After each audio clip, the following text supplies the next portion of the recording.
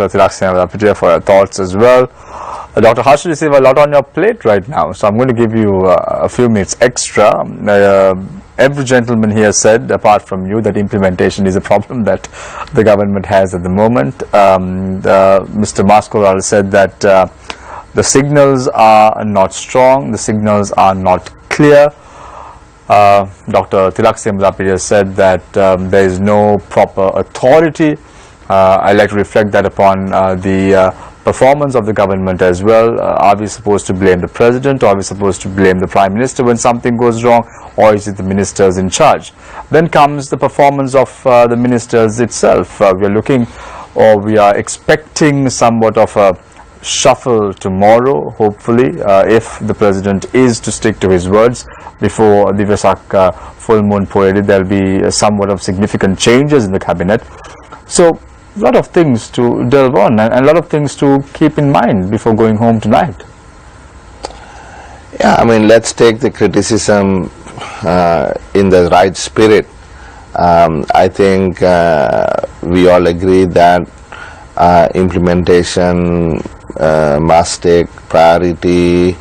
We have fumbled, and this is not just this government. Implementation has been somewhat problematic unless there was sort of authoritarian diktats. So sometimes things were implemented without any sort of concern to the sort of the democracy, human rights, and things of that nature. So given that we have to implement within a democratic framework that people's rights do matter, and there is transparency in how things are done, implemented, it becomes a little bit more difficult. But I think Tilak's criticism was a little bit harsh, that we have messed up and there is no sort of the line of authority is not clear. I don't think we have messed up. I think we have been listening to parties other than only the coal lobby, professionals. We've also listened to the environment people. You are right, we signed an agreement not only in Copenhagen but also in Paris, and we are part of the global community, and it is our obligation also to ensure that we create or we continue to protect the earth that we inherited, and we keep it, we don't trash it. So there are multiple issues, and of course the various unions within the CEB, I'm not going to blame anyone, but are also issues that we have to deal with. But going forward, the government has struggled to put things right. We inherited a complicated economy, debt, issues that we had to deal with in Geneva, the problems with human rights matters, the issues that had to deal with or we had to deal with. We've delivered, we've implemented, right? Nobody is hounding us, nobody is talking about the electric chair anymore, nobody is talking about International Criminal Court, nobody is talking about economic sanctions. So don't forget that this government, you can criticize, and we are open to criticism. We're not going to throw petrol bombs at this studio. We will not send goon squads and try to assault you when you go home. We won't do that. But please appreciate what this government has also done. Right? We are making progress towards genuine reconciliation.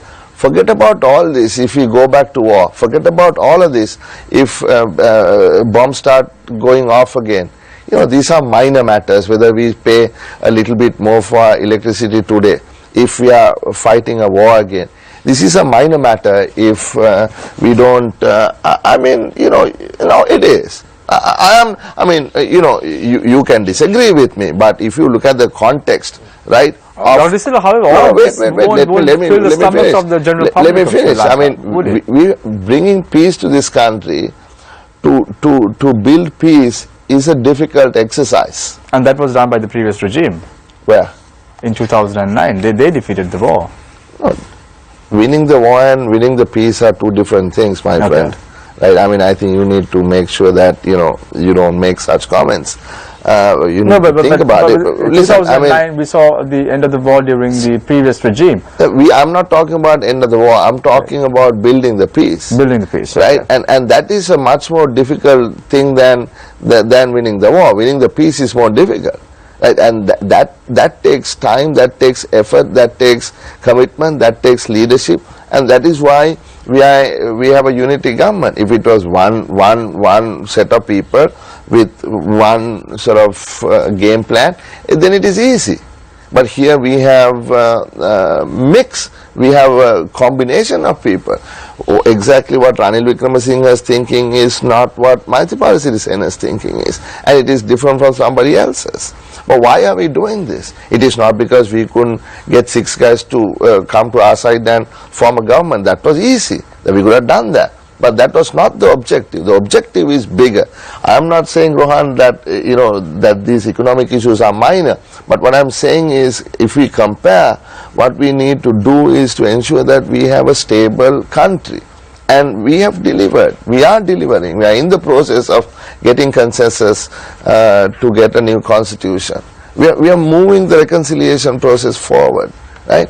So when you criticize, don't forget the good things that this government has delivered also. Of course, Dr. Harsha De Silva, thank you very much for joining us.